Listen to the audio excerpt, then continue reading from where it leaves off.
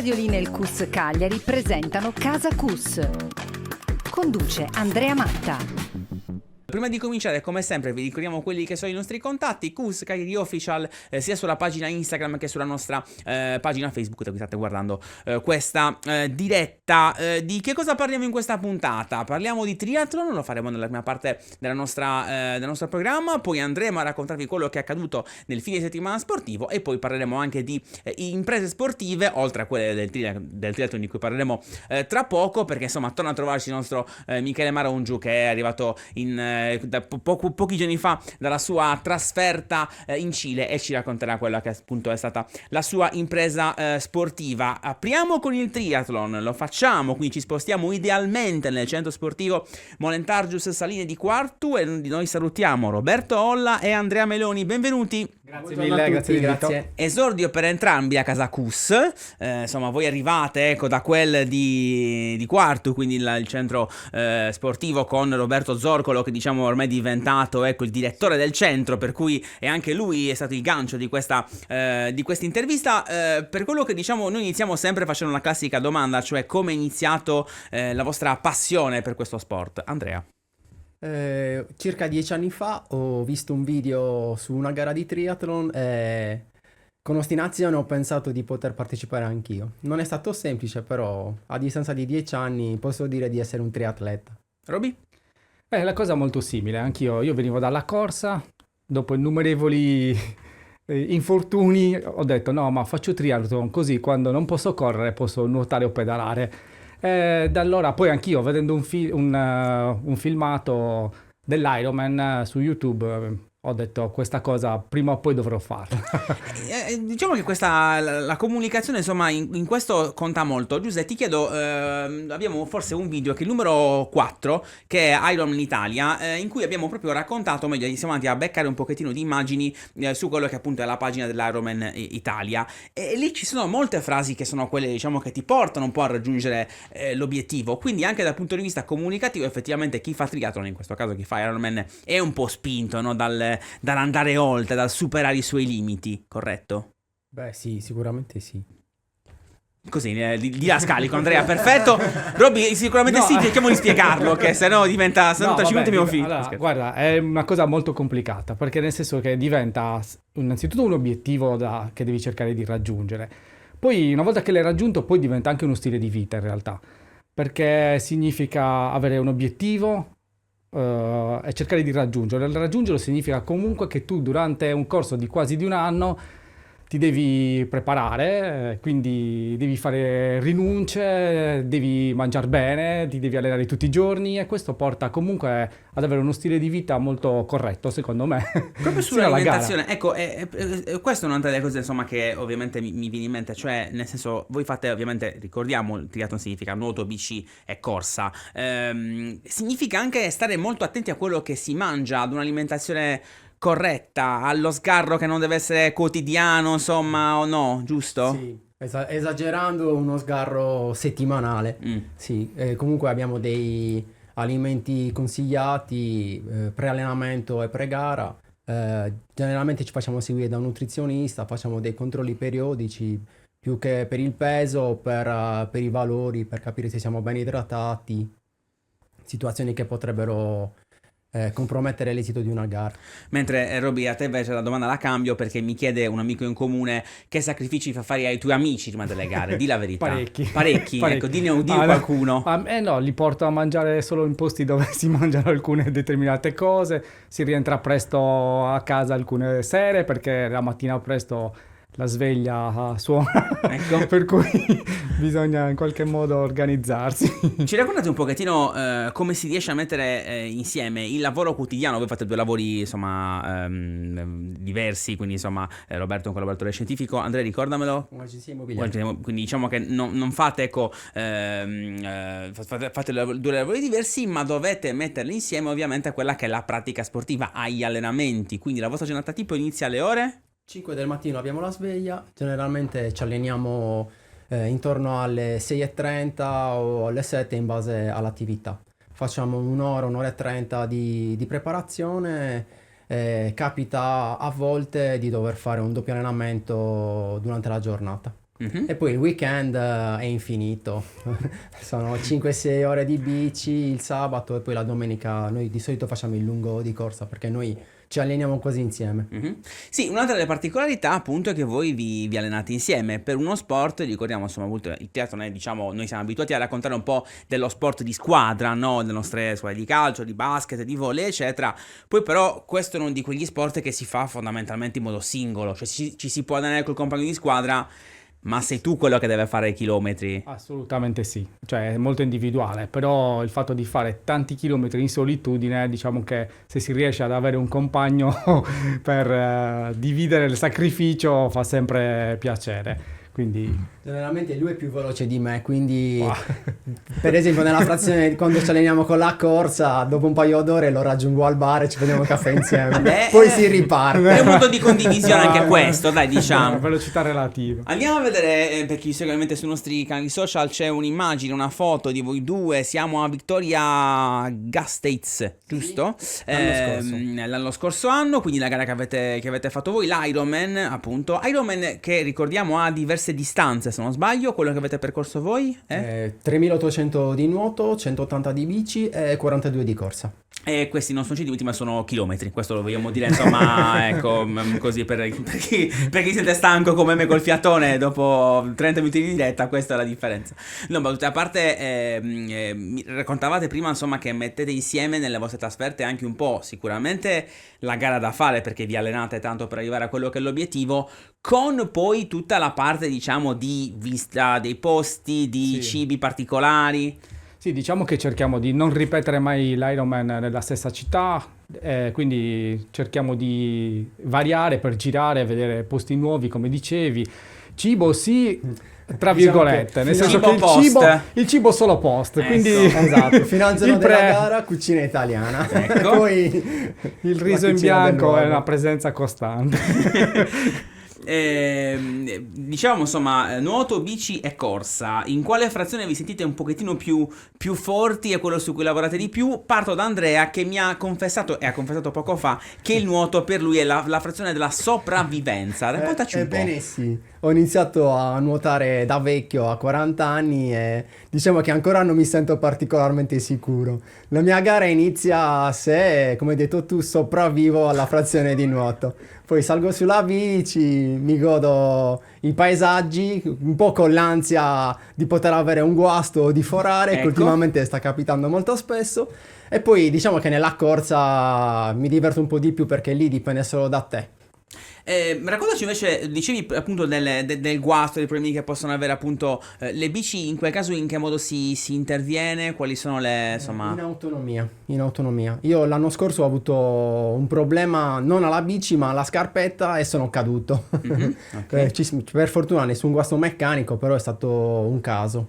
Quindi bisogna essere bravi in realtà anche a saper mettere mano nelle bici, a capire un pochettino quelli che possono essere i problemi, i difetti, no? Diciamo che quando parti fai un check Certo. assoluto, per cui la Ovvio. bici dovrebbe essere... Poi sì, nei itinere può succedere un po' di tutto, quindi comunque cambiare una gomma, riparare una foratura, sono le cose basilari che comunque bisogna per forza sapere, se no rischi di perdere minuti O di non gara. finire la gara. O non finirla O per non finire la niente, gara, sì, che in la- alcuni che la casi parte anche non finire. complicata, certo. Sì. Avete per caso un rituale oppure un'abitudine particolare prima di ogni gara? Qui siamo sulla superstizione in realtà, quindi no. Non sono superstizioso, no, generalmente non ho un rituale particolare. No, anch'io, guarda, è solo la concentrazione iniziale quando nella frazione di nuoto, quando si inizia... dove si- L'ansia volevi dire, per No, quanto mi riguarda. No, la concentrazione, dai, non so se è ansia o concentrazione, però lì è un momento, secondo me, di raccoglimento che ti fa fare un attimo un check di tutto quello che devi fare, se ti senti pronto o meno. Passa davanti tutta la vita, Sì, per quanto mi anche. riguarda. Per te sul nuoto sicuramente sì, abbiamo capito questo Andrea, ma ti assicuro che è una cosa che sto provando anche io solo a raccontare, a sentire questi racconti. Battute a parte, dicevi la concentrazione dell'inizio della gara, quindi vi chiedo a cosa pensate quando inizia la gara, adesso in realtà abbiamo parlato poco fa insomma della concentrazione, ma se c'è qualche altra cosa in più che ti viene in mente, e poi in realtà quando arrivate sotto la scritta Ironman. E lì insomma c'è una formula, quindi you are an Iron Man, quindi insomma è proprio la frase di rito. La frase di rito, e lì insomma quali sono le cose a cui pensate in quei due momenti? Partiamo dalla partenza, vabbè, ne abbiamo già parlato, andiamo direttamente all'arrivo. All'arrivo sicuramente la gioia, poi la prima cosa che fai di aver superato la parte di nuoto, Andrea, prima di tutto, esatto. ok. La prima cosa che fa, cioè per quanto mi riguarda la gioia, taglio il traguardo, fermo il tempo e cerco di capire se è andata meglio delle edizioni precedenti, perché comunque sei in sfida con te stesso, non puoi fare un paragone tra un Ironman e un altro per un discorso di percorsi, però l'orologio è quello che fa la differenza. Roberto? Sì, purtroppo la cosa che faccio anch'io è quello di spegnere. Infatti le foto degli arrivi sono sempre tutti quanti i triatleti tutti. col pulsante nello stop. È bruttissima questa foto. Comunque, a parte quello, sì, è una gioia incredibile perché ti ripaga dei sacrifici che hai fatto durante tutto l'anno. Quindi vedere quella... Chiamiamole rinunce, sacrifici. Sì, dai, no, è vero, hai Rinunce, ragione. vabbè, è giusto, Hai ragione. È corretto così. Vediamo un pochettino il video numero 3, ma andiamo a sentire perché c'è un nostro amico comune che gli ha mandato un videomessaggio. Ciao Andre, ciao Casacus, un saluto, ma soprattutto un saluto doppio agli ospiti che hai, Robiolla, Andrea Meloni, che si allenano qui al CUS di Quartu, nella squadra del triathlon. Che dire, sono due atleti tenaci che hanno voglia di fare, voglia di crescere, hanno anche il tempo per farlo. Mirano alla slot machine per la gara che ci sarà a giugno in Francia. Che dire, hai scelto bene, ottima testimonianza. Ciao a tutti, ciao Andrea, ciao Roby. Grazie Roberto. Il rumore che sentivate così in sottofondo non c'era nessuna rissa in corso, era semplicemente il tapirulano che girava. Ecco, questo lo dico perché mi è venuto in mente adesso mentre lo ascoltavo. In più, insomma, durante questo minuto, il vostro prossimo obiettivo quindi è la gara in Francia? Sì. L'Ironman di Tours. 14 giugno. Come procede la preparazione? No, Bene. Non si dice in realtà, no, la come preparazione funziona? è sempre una parte che va sempre bene, poi si Ecco, vedrà. C'è una sì. compagine sarda molto nutrita, Sì, quindi sarà- non dobbiamo svelare Ok, lo stato di forma. Non sveliamo niente, Saremo in tanti a competere a Sì, Tours. forse una trentina, compreso Roberto. Voi sarai al settimo, giusto? Settimo Ironman, Ne sì. hai già fatto 6, Sì. facciamo così, facciamolo al contrario. Ne hai già fatto 6, mentre Andrea ne ha già fatto 4. Esatto. Il migliore che hai fatto, non per tempi, ma per come ti sentivi? Allora, il più bello che ho fatto è sicuramente Nizza, Mm. che è forse il più duro anche.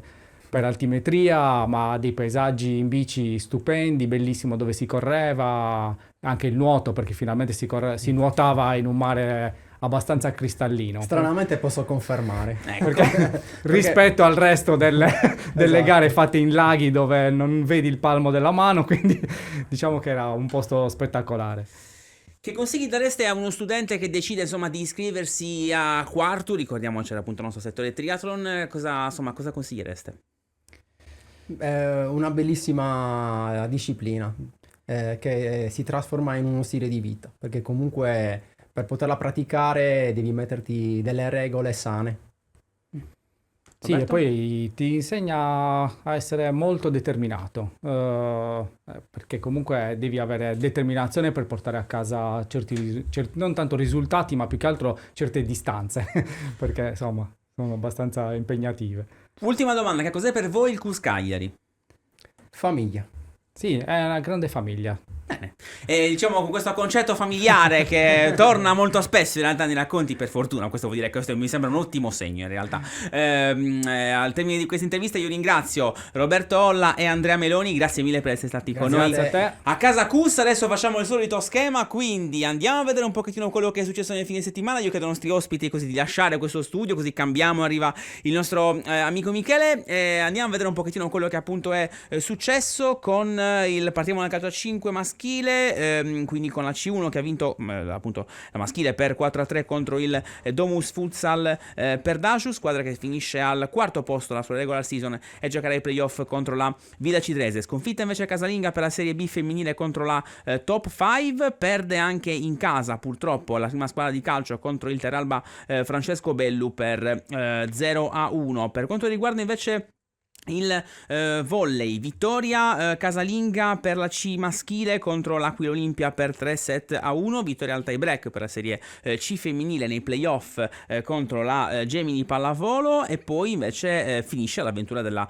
nostra Serie A3 ai playoff promozione contro Castellana Grotta. La sfida finisce per 3-0 per i nostri avversari pugliesi. Per quanto riguarda invece il basket, sconfitta nell'ultima gara di regular season per la A2 femminile contro il Golfo Basket Woman, squadra di Coach Sasha, che però non sa ancora se giocherà i playoff e i playout in base all'ultima giornata. Perde la DR1 in casa del Porto Torres per 72-68, vince la DR2 invece contro la Polisportiva Marrubi per 71-83. Chiudiamo con l'Hockey su Prato, una vittoria e un pareggio, vincono le ragazze contro la Fortitudo Hockey per 1-4, e poi c'è il pareggio esterno della nostra A1 maschile contro HT Sardegna. State ascoltando e guardando Casa Cus Cagliari a Radiolina. Io sono Andrea Matta, in questa seconda parte di puntata vi parliamo comunque di imprese sportive. Lo facciamo riospitando con molto piacere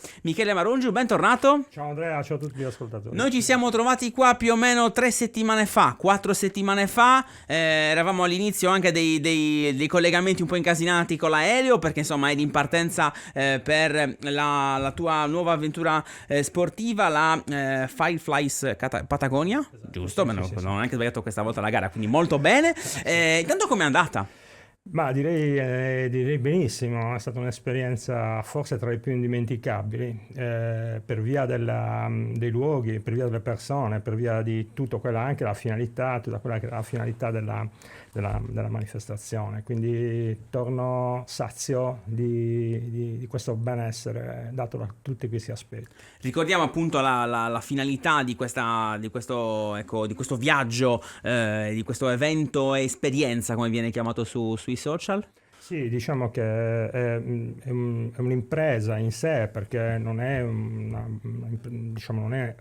banalità. Comunque sono oltre 1000 chilometri con circa 25.000 di ascesa, ma a parte questo, che è la parte sportiva, che sicuramente è più interessante, c'è un aspetto sociale al quale è legata questa iniziativa, che è appunto una raccolta fondi per una fondazione, la Mair Feliz, sempre cilena, che cura a tutti quegli aspetti legati al supporto delle famiglie di bambini che hanno delle malattie oncologiche. Quindi nel nostro percorso abbiamo raccolto questi fondi e abbiamo anche portato della solidarietà e anche dei premi a delle popolazioni lì locali, perché un po', non tutti hanno le stesse opportunità, insomma. Mentre insomma possiamo andare a vedere anche il video successivo, caro Giuseppe, perché abbiamo raccontato nell'intervista di qualche settimana fa che ti sei fatto compilare o fare mandare dei post-it, no? Sì, che un po' sono stati i tuoi compagni di viaggio in realtà in questi tanti chilometri che hai percorso in bici. Chi ci segue sui social lo sta vedendo, ma raccontiamo ovviamente per chi ci segue anche in radio che fine hanno fatto quei post-it. Diciamo che è un'iniziativa che ha avuto assolutamente un buon successo, perché è stato un modo perché le persone che lo desiderassero potessero viaggiare e arrivare in Patagonia. È stato un evento veramente emozionale, anche perché il posto scelto per la consegna, dove depositare questi post-it, bellissimi peraltro, è stata l'isola di Huapi, nel lago Ranco, nella regione cilena de Los Rios. È stata accolta da una popolazione indigena, i Mapuche, che hanno appunto accolto questa possibilità di poter raccogliere e comunque depositare questi post-it, questi messaggi, insomma, queste dediche, quindi sono lì che sono adesso in Cile, in Patagonia, e sono ben custoditi. E quindi insomma rimangono lì ovviamente, poi chi Assolutamente. passa da quelle parti li potrà Non leggere, proprio, no? non Come proprio, funziona? no, diciamo che anche per una questione, come dire, di opportunità, diciamo così, sono stati depositati sotto un masso, sapendo, anche perché lì è una popolazione indigena, non è un luogo di passaggio. E per raggiungerlo bisogna navigare circa un'oretta appunto all'interno di questo lago, quindi sono ben depositati ma non sono visibili. E quindi va bene, insomma, capiamo in questo caso. Ti chiedo di raccontarci un pochettino quello che è stato secondo te il momento più emozionante di questa avventura. Se c'è un luogo magari particolare che hai visto e che ti è rimasto particolarmente impresso, se c'è qualcosa delle popolazioni che hai incontrato. Allora, diciamo che non c'è un luogo preciso, perché tutto è un luogo, tutto è persone, quindi giorno dopo giorno ho vissuto come dentro un film. Quindi è stato un master per quanto riguarda sia l'aspetto sportivo, diciamo, ho operato con delle persone veramente di altissimo livello, da dove ovviamente impari tante cose. Ho scoperto dei luoghi che bisognava stare attenti perché ti potevano distrarre, no? E quindi sarebbe stato bello poterli frequentare col naso all'insù, girare, guardare cascate, laghi, fiumi, cioè cose da cartolina. E poi ovviamente è stato molto bello anche per quanto riguarda le relazioni sociali, perché è chiaro che conosci dei popoli, conosci delle culture, ti avvicina a dei mondi che pensi siano soltanto così, di cartolina, invece li vivi. Quindi esperienza top, veramente sotto tutti i punti di vista. Cosa ti porti dietro da questa esperienza? C'è una frase particolare che magari hai ascoltato, dicevi appunto dei posti che hai visitato, le persone che hai incontrato, ma una volta che tornato in Italia, la prima cosa che hai pensato, il primo ricordo che ti è venuto in mente? Ma io uso sempre una frase che per me è un po' il punto di riferimento di tutte le cose che faccio, una frase di un ex presidente della Repubblica Americana, che dice: se vuoi qualcosa che non hai mai avuto, devi fare qualcosa che non hai mai fatto. Ecco, questo è il mio mantra, che poi dice tutto quello che è un po' la mia filosofia, sia per quanto riguarda appunto il rapporto con le persone, il rapporto con i luoghi e il rapporto con lo sport. Ti faccio, il filo conduttore di questa puntata è un po' le imprese sportive, no? Sì. Quindi ti chiedo, hai già in mente una prossima impresa, un posto particolare da andare a vedere, gli allenamenti con i ragazzi del triathlon che abbiamo sentito poco fa? Sì, assolutamente sì, assolutamente sì. Bisticciavo con Tobia, che è il mio portafortuna. Ah sì, il draghetto, Sì, lo ricordiamo. Esatto, sì, sì. Che Allora, portava fortuna, in realtà all'inizio non eri convintissimo del portafortuna. no, diciamo che ha avuto un attimo di sbandamento, ma Ecco. poi subito, diciamo, ha rischiato il licenziamento, Ecco. però poi alla fine, insomma, è stato, come dire, un grande riferimento. Non sono, anche perché non io sia superstizioso. No, dicevo, sì, la prossima avventura è in Terra Sarda. In Terra Sarda parteciperò allo Shardana, che è un evento sportivo di gravel, anche questo in migliaia di chilometri, che si terrà dal 1° maggio. Ed è un evento organizzato in Sardegna dal gruppo sportivo Nuragica, che stanno facendo un ottimo lavoro di promozione sia del territorio sia anche per quanto riguarda questa attività sportiva che ormai sta prendendo piede, che è appunto il gravel in Sardegna, che ha anche degli ottimi rappresentanti. Sì, prossimo Già pronto, diciamo, prossimo obiettivo già pronto, siamo già pronti. Sì, sì. Michele, stai con noi mentre andiamo a vedere in pochissimo tempo quelle che sono le immagini che arrivano dal Palacus, che ha ospitato la 2 giorni degli assoluti regionali di Scherma, il fioretto, sciabola e spada per il Cus Cagliari. Nella spada secondo successo consecutivo per Eleonora Cocco, terzo posto per Anita Melis e Laura Paoni, ovviamente nella spada femminile. Appunto nella gara maschile invece secondo posto per il nostro Luca Diana. Nel fioretto 2 triplette, in campo femminile ha vinto la 14enne Elisa Sanna, seconda Beatrice Signore, terza Margherita Paoni. Nella maschile invece 6° titolo consecutivo per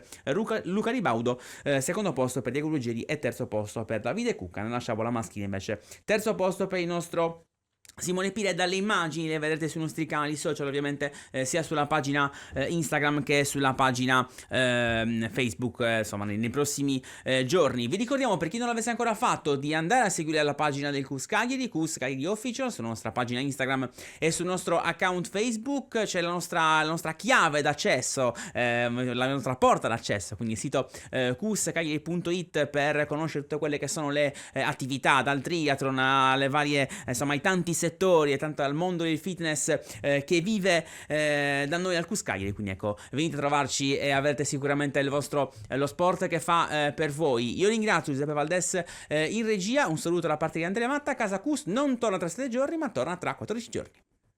Radiolina e il Cus Cagliari hanno presentato Casa Cus.